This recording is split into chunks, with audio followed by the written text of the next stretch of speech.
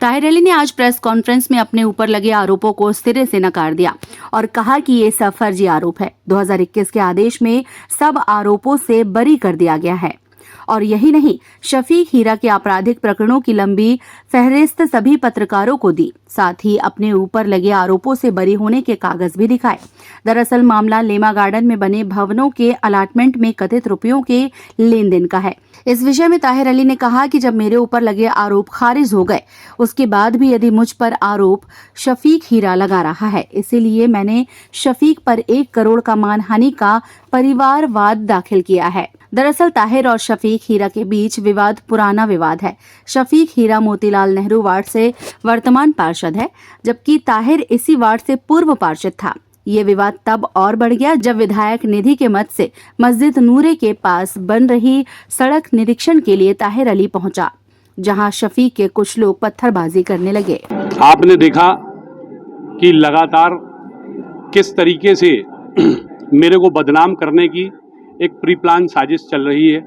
जो 10 तारीख से इसका खेल शुरू, आपको जानकारी में बताना चाहूँगा कि 10 तारीख को जब एक निर्माण कार्य का शुरू हुआ था विधायक लखन घनघोरिया की मद से, उस निर्माण कार्य का उनके आदेश पर जब मैं पहुंचा वहां निरीक्षण करने, तो ये शफीक हीरा जो निर्दलीय पार्षद है, उनके द्वारा 10-12 गुर्गों के साथ मेरे को वहां से गाली गलौज की गई। मेरे को मेरे नेता लखन घनघोरिया को गाली देने का प्रयास किया, जिसका मैंने विरोधाभास किया, जिसके बाद वहां से ये गाली बकते हुए भाग गया। उसके बाद से इसके द्वारा 12 तारीख की रात से महिलाओं को बुलाकर, जिनके पास क्या कहते हैं आपका मदल महल और कठौदा ग्राम की पर्ची थी, उन लोगों को बुलाकर, जिन लोगों ने वो एक नगर निगम में बहुत बड़ा घोटाले का पर्दाफाश किया था, जिसमें उस व्यक्ति एक मुकेश पारस करके था, वो स्वर्गीय हो चुका है अब, उसके द्वारा आपके मदल महल एवं कठौदा ग्राम की फर्जी पर्चियां 1-1 लाख रुपए देके की है।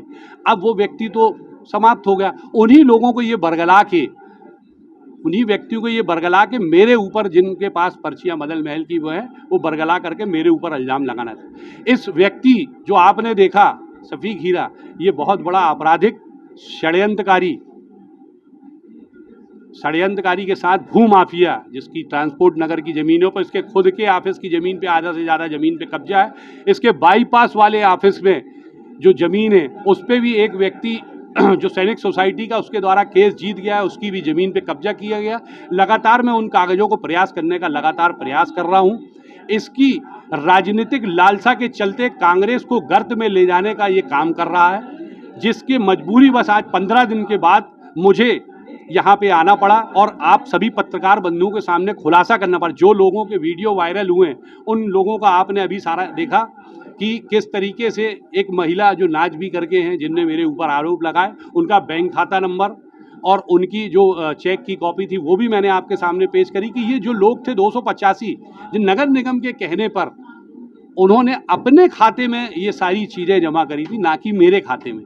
यही चीज़ लोगों को बरगलाकर मेरे खिलाफ लगातार आवेदन देने का प्रयास किया है। मेरे जो अच्छे काम हैं, चाहे वो शिक्षा अनुदान से, चाहे रोड का हो, नाली का हो, वो लगातार मैं 3 साल से पार्षद नहीं होने के बाद भी उस क्षेत्र में काम कर रहा हूँ। और मेरी जो छवि है वो आप बेहतर जानते हैं। 27 साल से मैंने कांग्रेस छात्र जीवन से अपने आप को समर्पित किया, कभी कांग्रेस के खिलाफ नहीं किया। इसलिए इनकी राजनीतिक लालसाओं की, मेरी राजनीतिक छवि को आघात पहुंचाने के लिए ये कार्य किया जा रहा है। धमकी देता हुआ भाग खड़ा हुआ।